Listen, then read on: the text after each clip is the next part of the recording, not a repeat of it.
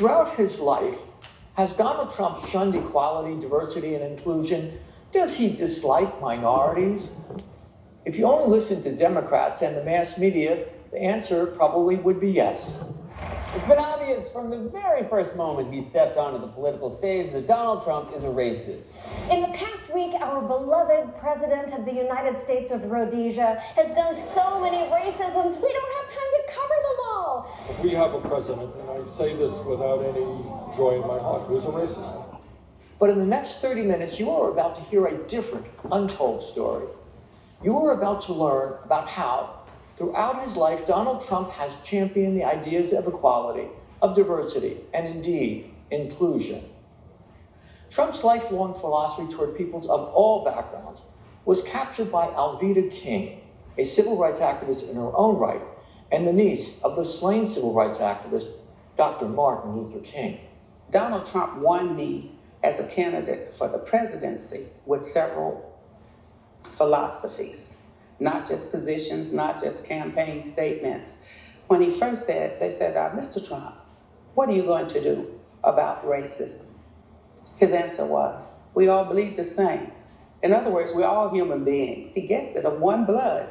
God made all people. We are human beings. But what's troubling is that when Donald Trump ascended to the presidency in 2016, his extraordinary life story has been airbrushed away from public memory. So what is the record?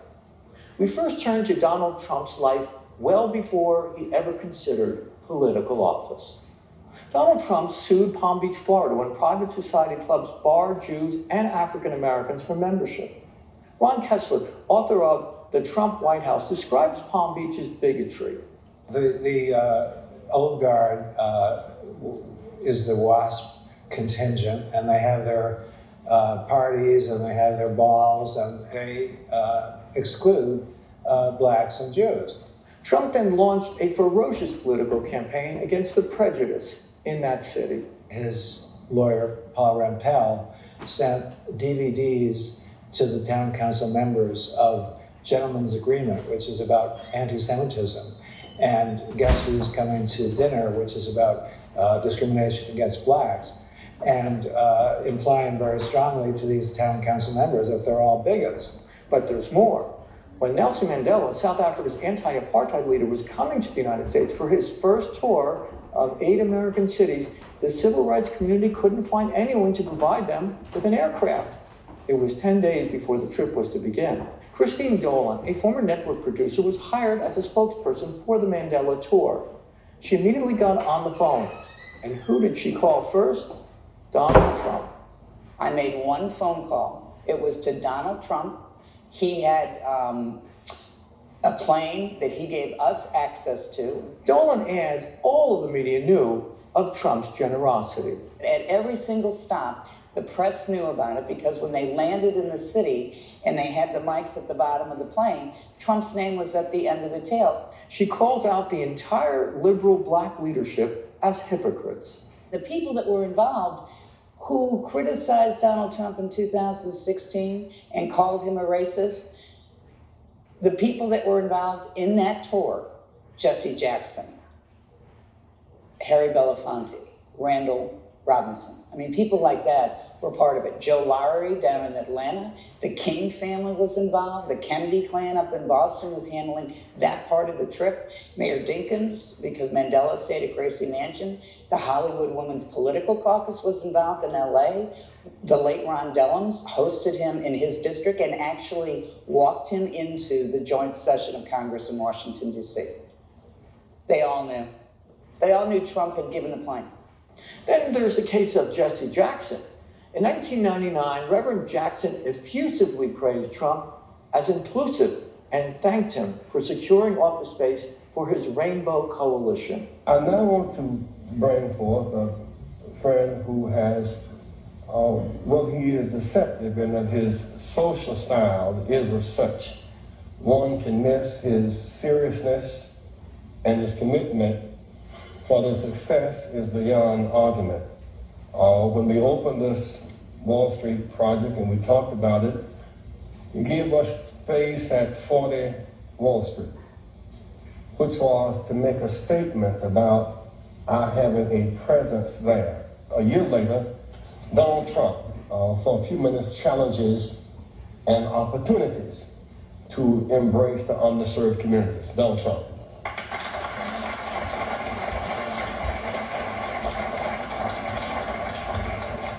Donald Trump also showed compassion and generosity when in 2008, singer Jennifer Hudson's mother, brother, and nephew were brutally murdered.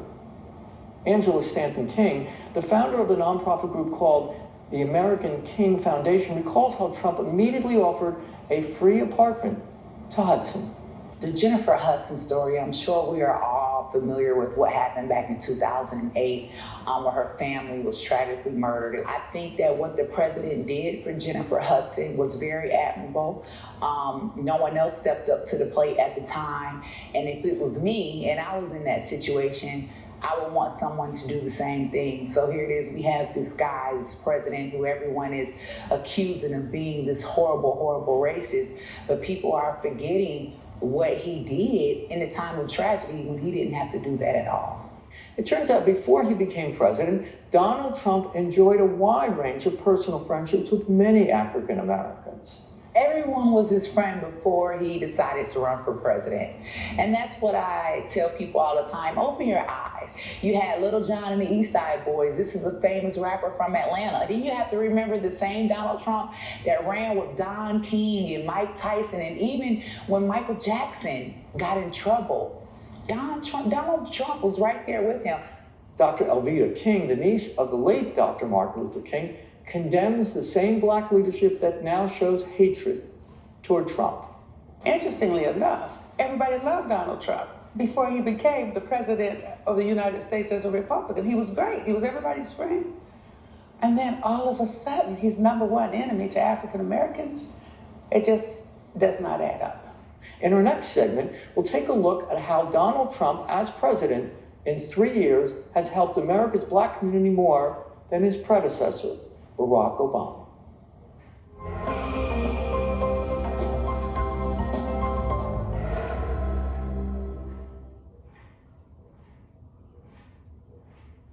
Nearly 110 million people were victims of cybercrime last year. There was a victim of identity theft every 3 seconds. Somebody ran over $50,000 in my name. This hacker, he was able to make it appear that all the keystrokes are coming from my location. It felt like my world was turned upside down and not certain how to get out of it. Did you know that cyber criminals can see your online activity over Wi-Fi? Or load spyware onto your devices? Or steal your identity from online records? You live so much of your life online. Maybe in lots of places. I have all the...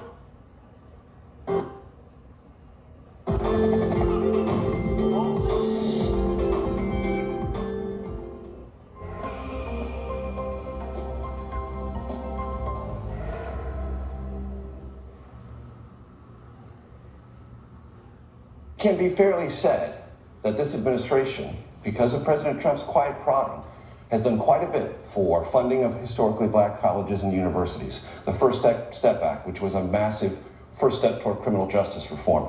Just a couple of weeks ago, in this newly signed defense bill, there is a law that says if you are seeking work for the federal government or any contractor, you don't have to be asked, and you cannot be asked about your criminal history until right toward the end. That's a significant change, long sought by criminal justice advocates. Plus opportunity zones in the tax bill directed at communities of color. That is a legacy on the agenda side that almost any president after 3 years would want to claim. CBS's Major Garrett is one of the few reporters who has been willing to acknowledge President Trump's accomplishments on behalf of the black community. First, we'll turn to an issue not well known to the white community, but which is dear to the African American community: saving historically black colleges and universities. With this executive order, we will make HBCUs a priority in the White House, an absolute priority. All right, let's see it.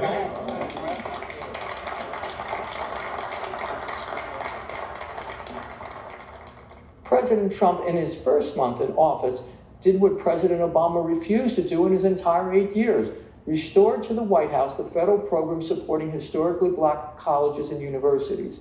The president's move was just the start in rehabilitating more than 100 colleges and universities originally established after the Civil War.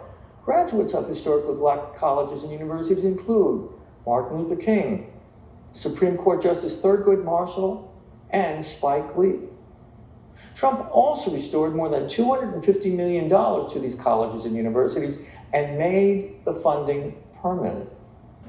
Deontay Johnson, president of the Black Conservative Federation, an organization led by millennial African Americans, applauded the move. We just saw at the end of the year permanent funding for HBCUs. It's amazing. It's amazing. As CBS's Garrett noted, Trump also pushed for sweeping criminal justice reform, which seeks to release thousands of people convicted of nonviolent crimes.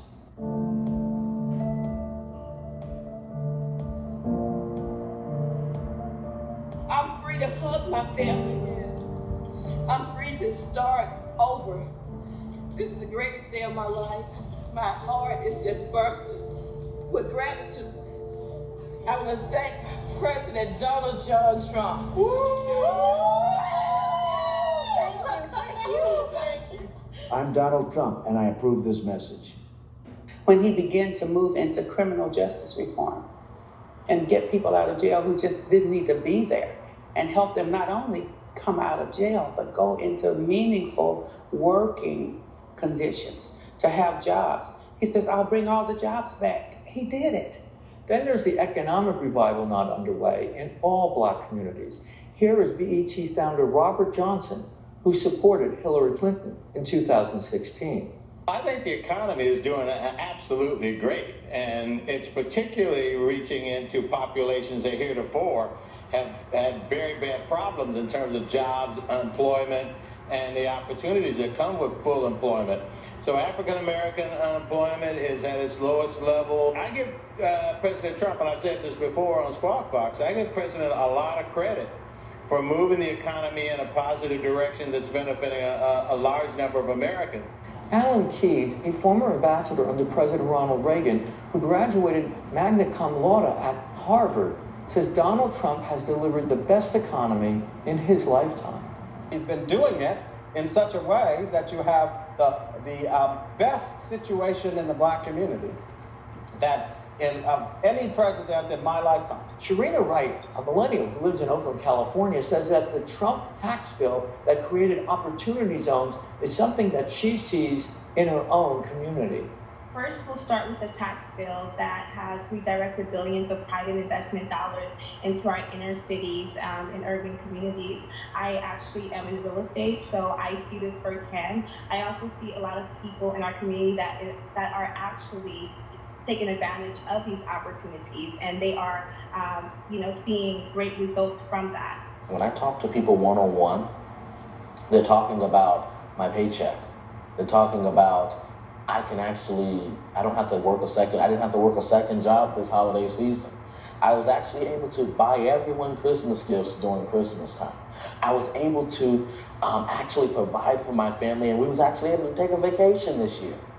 In our next segment, we'll look at the problem of growing hate against Jews in America, and we'll look to see if Donald Trump is advancing anti-Semitism or halting it dead in its tracks.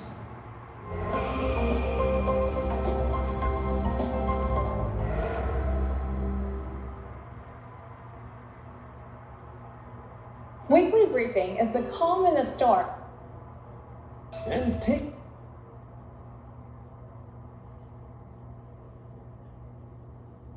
Tonight, a chilling look.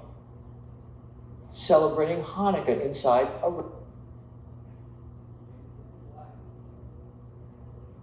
Right.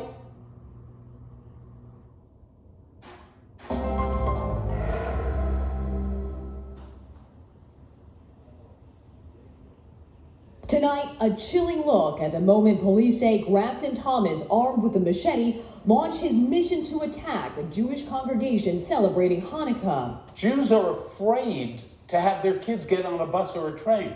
In 2019, there were nearly 1,900 anti-Semitic incidents in America. And Democrats like New York's liberal governor Andrew Cuomo and New York City Mayor Bill de Blasio were quick to blame Donald Trump after a machete-wielding man in Muncie, New York, Jews celebrating Hanukkah inside a rabbi's home. Passing the blame to President Trump enrages former New York State Assemblyman Dov Hikind. He's a Democrat who today is the founder of Americans Against Anti-Semitism. Well, you know, if you blame someone else, then you don't have to do your job. How outrageous was that to blame the President of the United States for the hate that was emanating in their backyard? In fact, Rabbi Joseph Korf, who runs a Florida-based Orthodox synagogue, raises an interesting question why anti-Semitic attacks occur in liberal cities and states, but not in conservative America. So crazy how a democratically run state and city for many, many years can have such a problem with anti-Semitism, but yet in Florida, you don't see that problem as much. You don't see it in Georgia. You don't see it in Carolina, South or North Carolina. How is it that all of these southern, quote unquote, conservative states that have always been accused of anti-Semitism, neo-Nazism, et cetera, you don't read about these kinds of problems?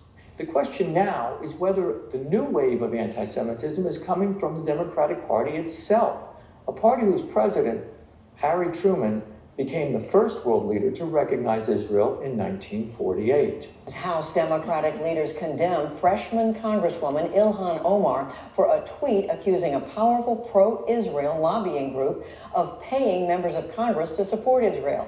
The Democratic leaders said the, quote, use of anti-Semitic tropes and prejudicial accusations about Israel's supporters is deeply offensive. Why don't we ask the question about the Democratic Party?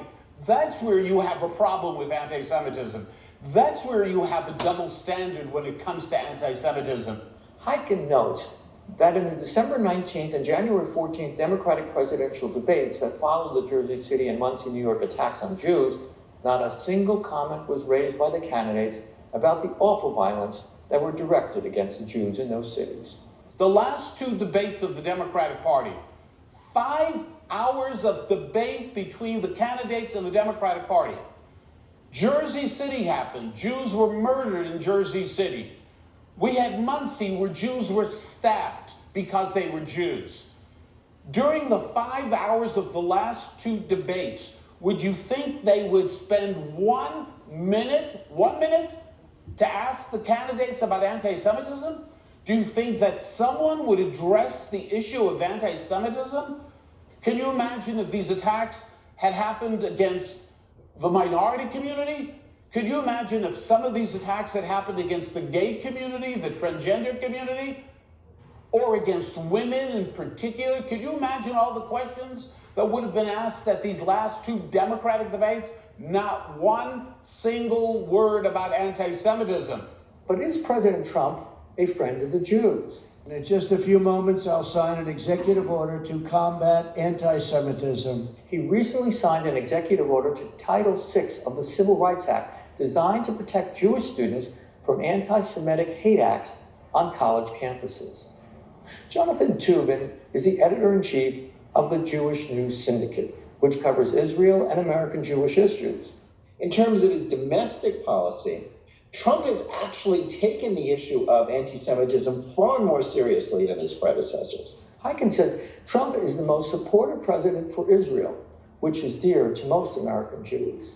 Why is it that Jews who care deeply about the future of Israel, about the safety of Israel, the security of Israel, why is it that Donald Trump is looked upon as the greatest friend that Israel has ever had?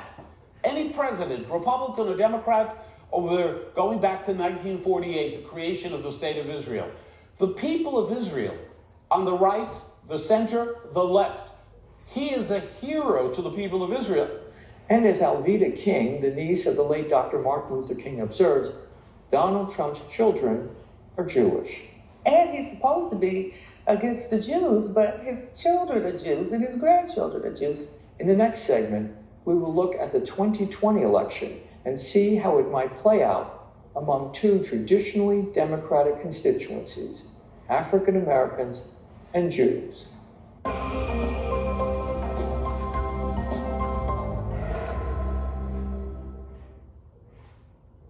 I want to congratulate you on the network. It's a great network. And One American News Network wants to congratulate the president on his confirmed that every American. All the progress that the president has made will not continue unless we, the American people, elect representatives that will rally behind our great leader and support his policies to make America great for all Americans.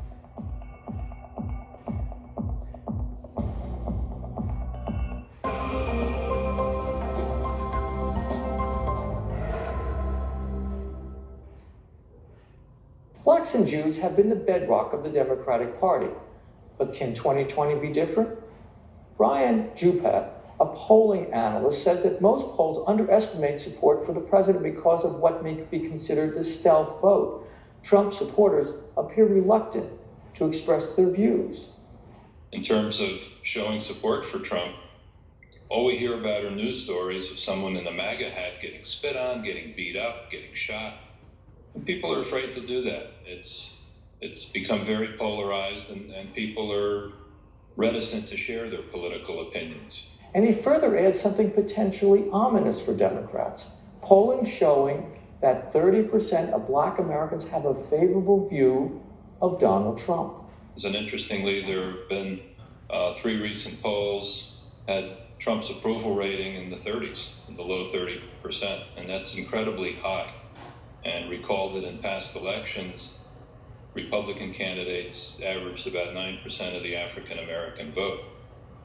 Imagine if they're not going to get 30%, but suppose Trump gets 15%. That's really enough to start talking landslide. Paris Denard, who has worked for Presidents Bush and Trump, claims there is a stealth vote for Trump, and it cannot be detected by polls, but it's real. There's a large group of African-American voters out there who won't say it publicly, won't tell the pollster, probably won't even tell their family.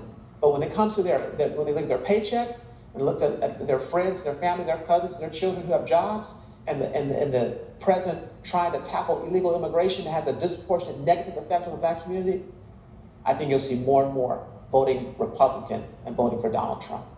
I know a lot of Black people that support Trump quietly, because here's the thing: when you come out, right, what do? They tear you down, they ban you, they outcast you. Grover Norquist, a longtime observer of politics in Washington and the president of Americans for Tax Reform, argues there is indeed a hidden vote for President Trump. Oh, I think there's certainly a hidden Donald Trump vote where people don't tell pollsters or their neighbors that they're planning on voting for him. The stealth vote is increasing. Interestingly enough, among African-American men, they're getting it. The same stealth vote can be seen in the Jewish community if you look for it. Former Democratic New York State Assemblyman Dov Hikind says the Jewish community in New York is quietly supporting the president.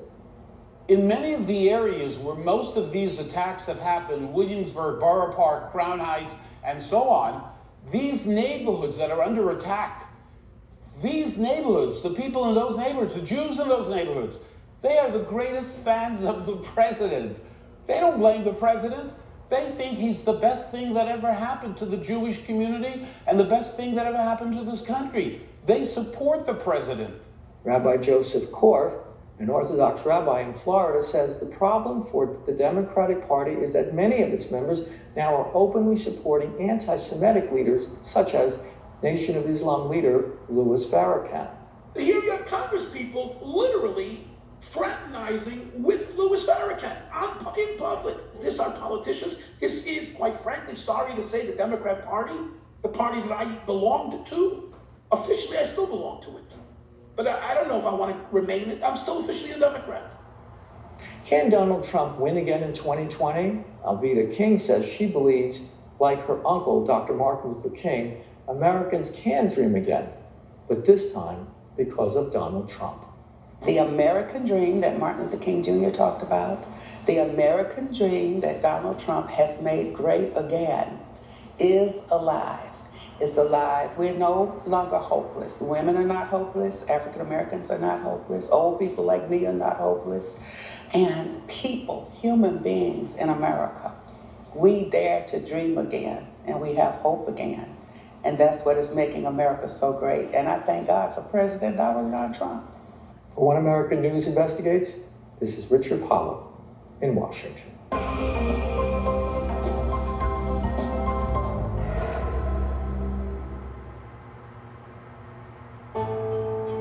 Exactly who is Kamala Harris, Joe Biden's running mate for the 2020 presidential campaign? Is she a top cop who's tough on crime, or is she a San Francisco radical whose voting record is the most liberal of all in the United States Senate? Yes, more liberal than socialist Bernie Sanders. In the next few minutes, we will examine Kamala Harris, her life, her record, and her values on One American News Investigates. Who is Kamala Harris?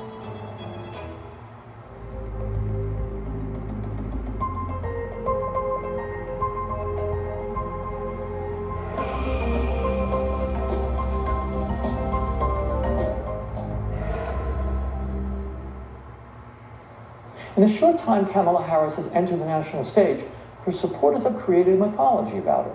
Tonight, we're going to examine her life and the many myths that have grown up around her. First, let's take a look at Kamala Harris's early life. She was born in 1964 in Oakland, California. She claims she grew up in poor neighborhoods. But investigative reporter Peter Schweitzer, who's the author of the new book Profiles in Corruption, says that's simply false.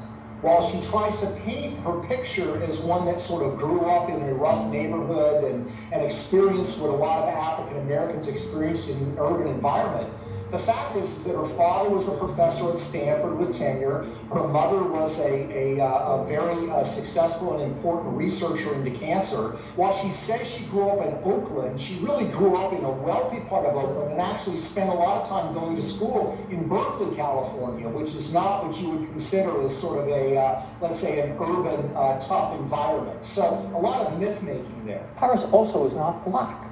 That's another myth. Harris is of mixed race. Her mother was from India and her father was Jamaican. In recent years, however, Kamala largely dropped the Indian connection. Now, she says she's solely a black American. Here she is on the Hip Hop Breakfast Club.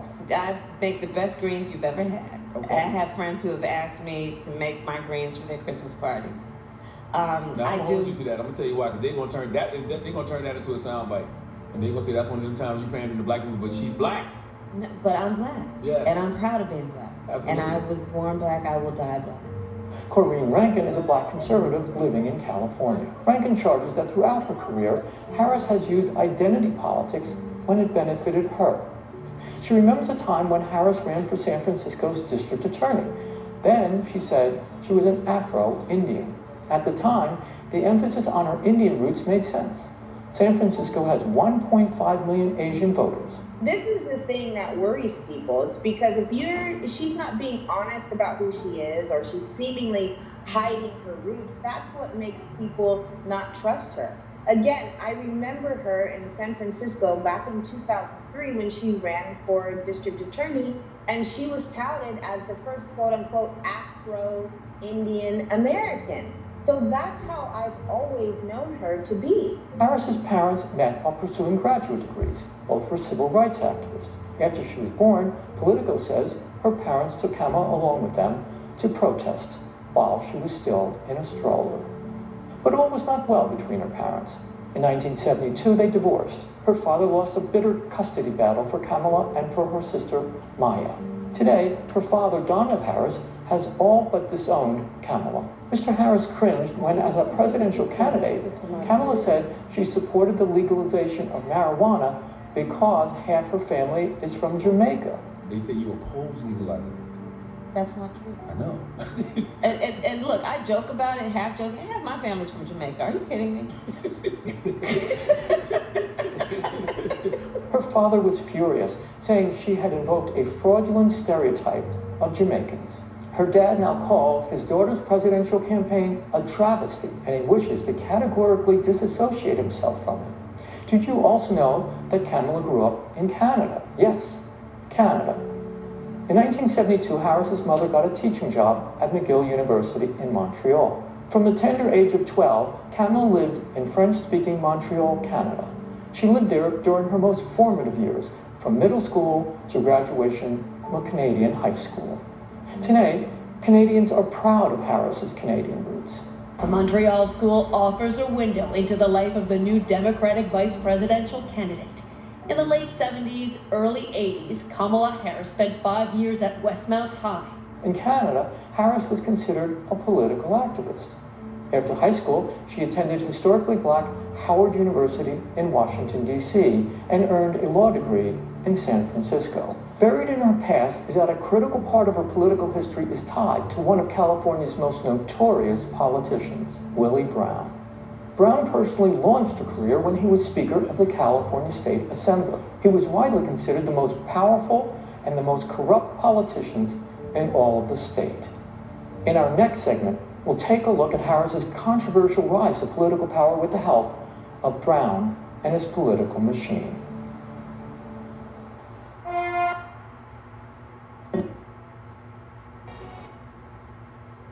Willie Brown. Brown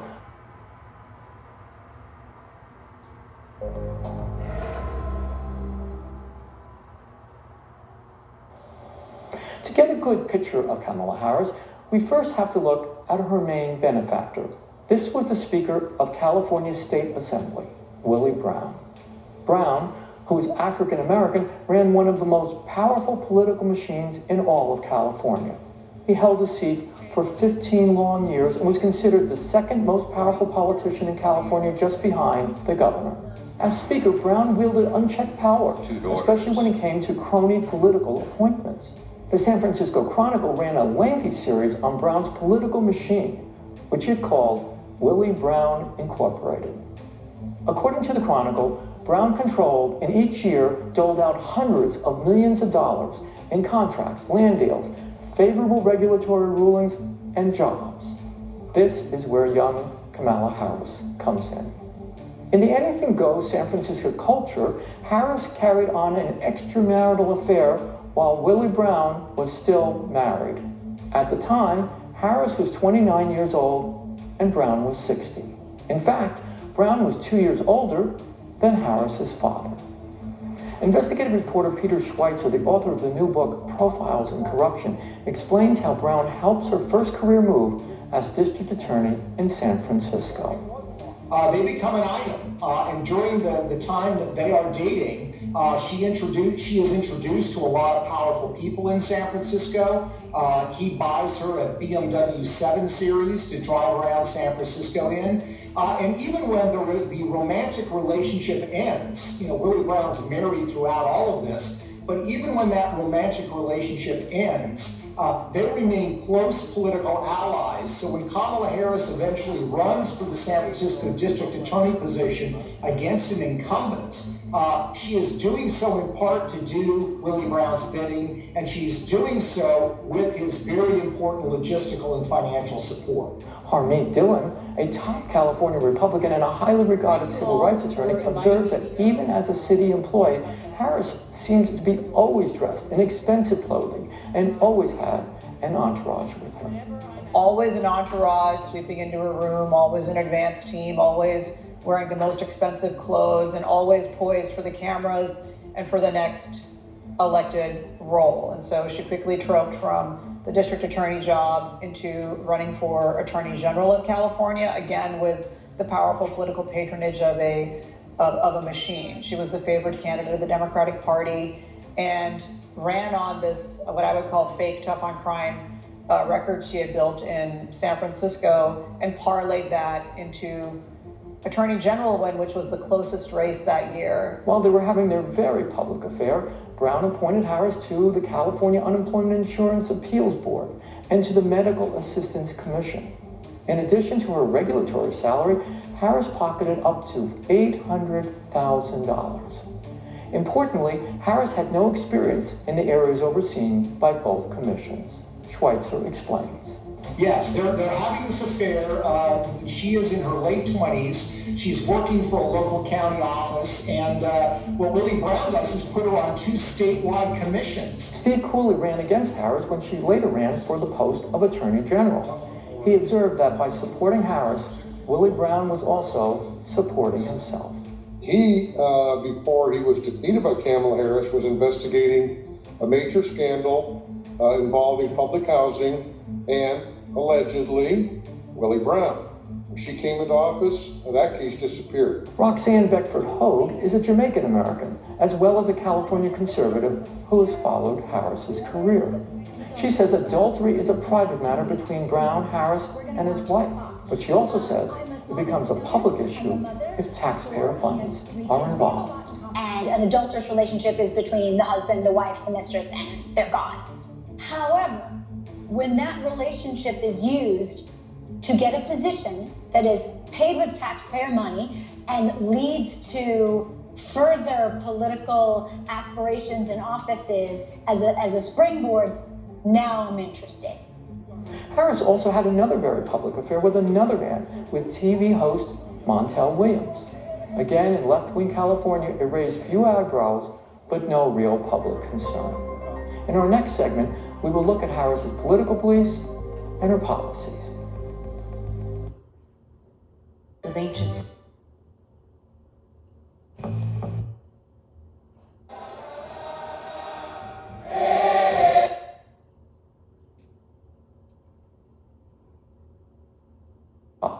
That you support.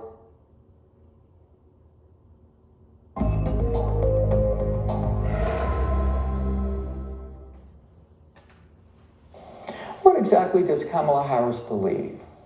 We're going to take a critical look at claims that she is a moderate, a so-called top cop, that she supports the police, is tough on crime, and is a woman who cares deeply about the Me Too movement involving sexual abuse of women. First of all, today is ranked as the most liberal senator in all of the United States Senate. A nonpartisan group called Gov.Track reviewed Harris's 2019 Senate voting record. Last year, the group concluded she had a more liberal voting record than even socialist Bernie Sanders.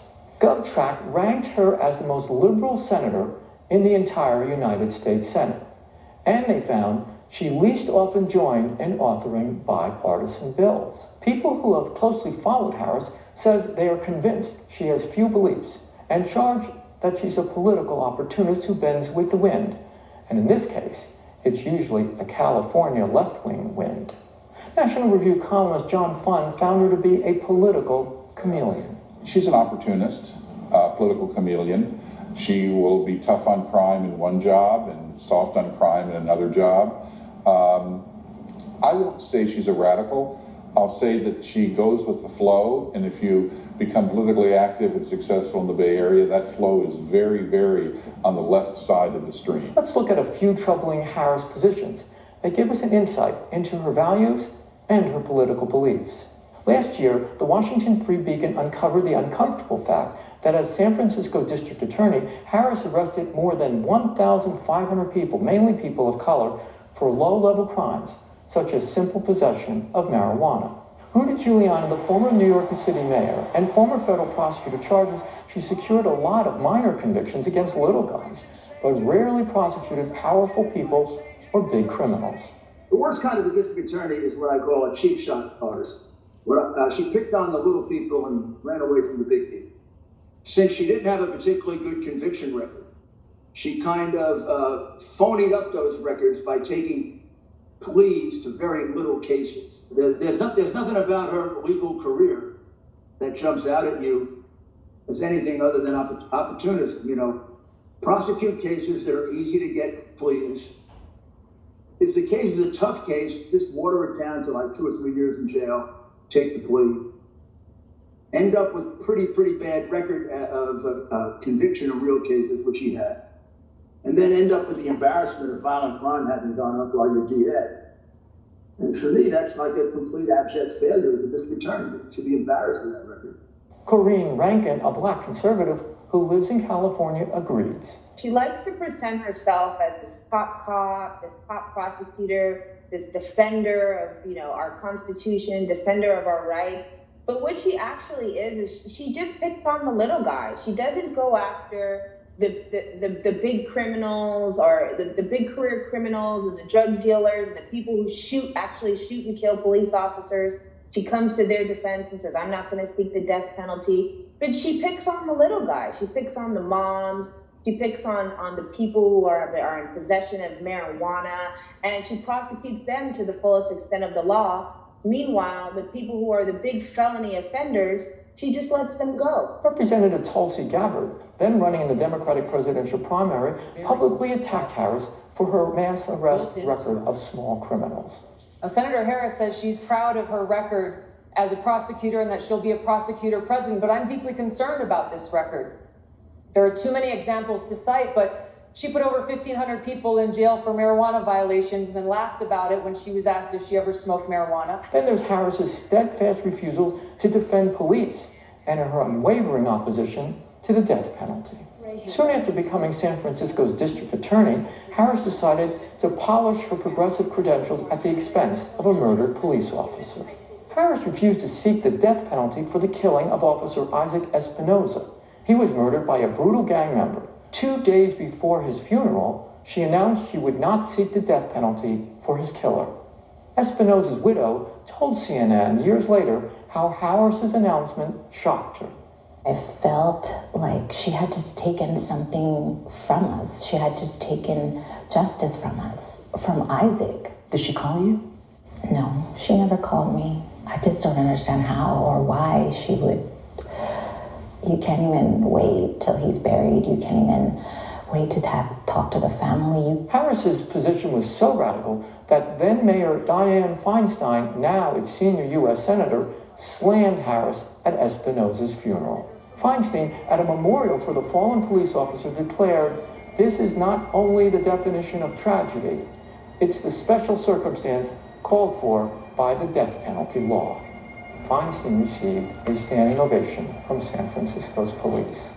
Steve Cooley, who served as the Los Angeles district attorney and ran against Harris for state attorney general, says Harris put politics ahead of the law. She would not follow the law when it comes to the death penalty, even when she was confronted with the fact that a gang member had machine gunned a police officer to death.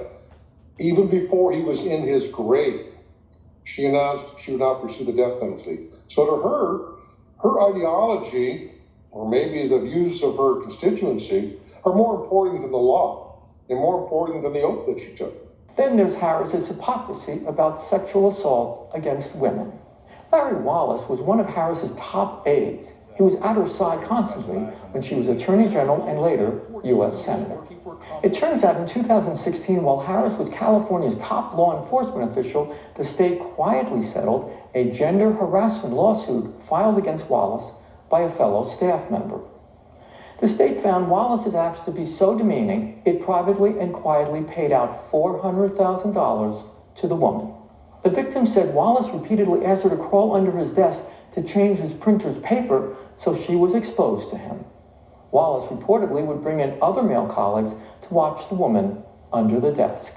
There are some new questions for Senator Kamala Harris about why she was apparently unaware that a longtime aide was accused of sexual harassment. The Sacramento Bee says that the California Department of Justice got notice of the claim while Harris was still in charge as Attorney General. Harris hid the $400,000 settlement from the public for 2 years and never removed Wallace. He stayed on her staff until the Sacramento Bee revealed the payout. He resigned immediately after the disclosure. Dylan says the episode says a lot about Harris's character. This is a person who accompanied her to fundraisers, who accompanied her to political events, who was by her side, every day.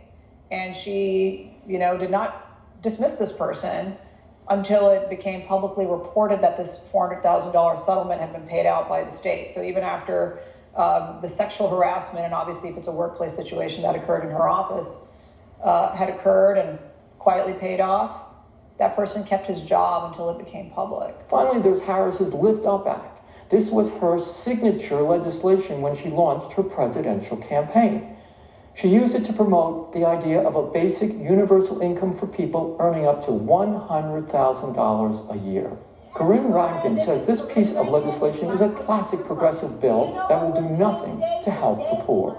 If you're not helping people to, get a career or be independent and make their own money, then you're not really lifting anyone up. When you just give people money, you're actually holding them down. Harris says she would pay for the plan, which she estimated will cost at least $2.7 trillion by canceling all of Trump's tax cuts. PolitiFact, a left-wing fact-checking group, said it could not rate the truthfulness of Harris's plan or its expenses. In our next segment, we will look at Harris's failed run for the Democratic nomination and what it says about her and about her leadership.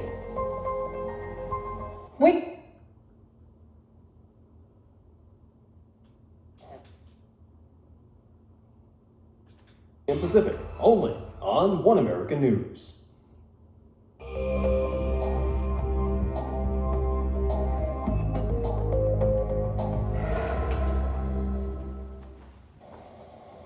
How good a campaigner is Kamala Harris? So far, Harris appears to have had very little impact on the fortunes of the Biden-Harris ticket. John McLaughlin, President Trump's pollster, says so far there is little evidence Harris is helping the ticket. When you see her positions on the issues as a San Francisco liberal and the fact that she could be president, she's a drag on the ticket. She's not helping the Vice President Biden right now. So, since her nomination as vice president, Harris has been hiding from the press. So far, she has refused to hold a single press conference or allow reporters to have any meaningful access to her. On September 22nd, NBC reporter Deepa Slavaran criticized Harris for her failing to hold any press conferences since she's been nominated as vice president for the Democratic Party. ABC's Jonathan Karl agrees, saying a candidate for vice president should be answering questions regularly. But perhaps the most devastating thing about Harris is that her own earlier presidential campaign collapsed well before the first presidential primary was ever held. She aborted her presidential campaign in December 2019. Harris was considered a very poor candidate. In the end, she only garnered single digits among Democrats.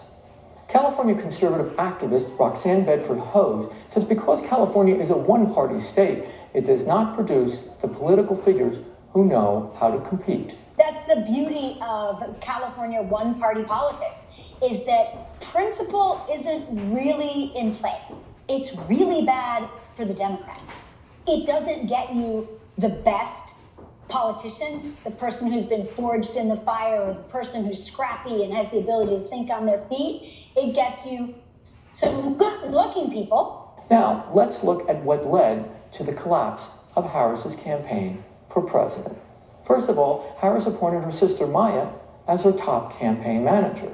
Politico described her campaign as one filled in disarray, filled with disorder and confusion. But the biggest indictment was delivered by her own staff, who charged she had produced a toxic work environment that hurt and demoralized Kamala's staff.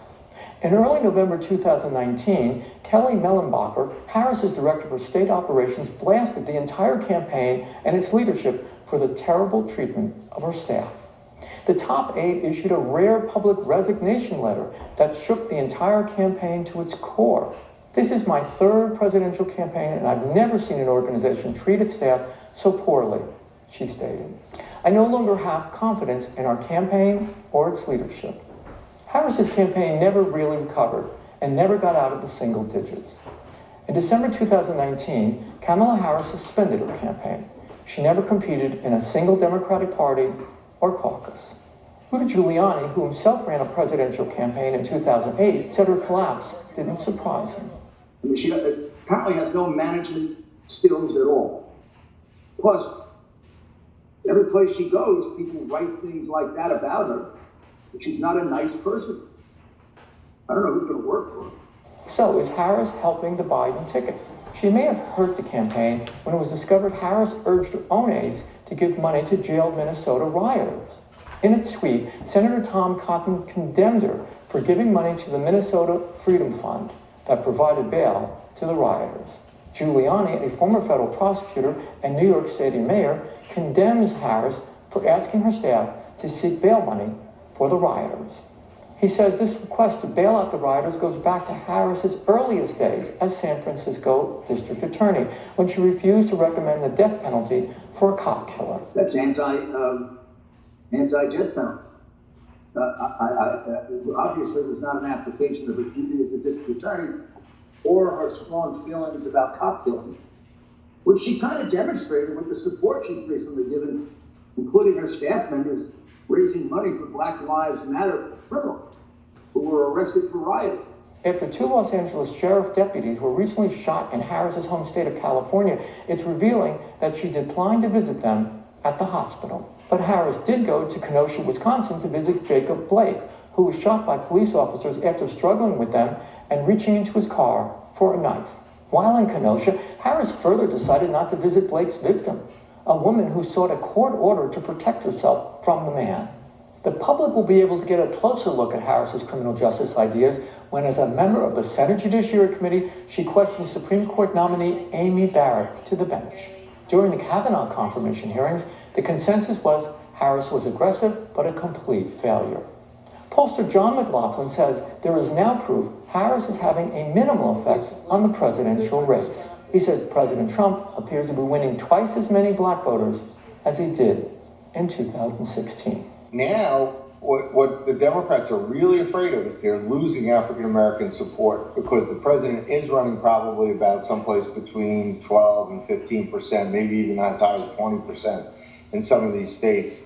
And if they lose that, if they lose 20% of the African-American vote in Georgia, North Carolina, Florida, the president will be reelected. For One America News, this is Richard Pollack. Thank you for tuning in to this edition of One America News Investigates. Tune in every Saturday and Sunday, 10 p.m. Eastern, 7 p.m. Pacific, for the latest episode of OAN Investigates. Stay informed with One America News.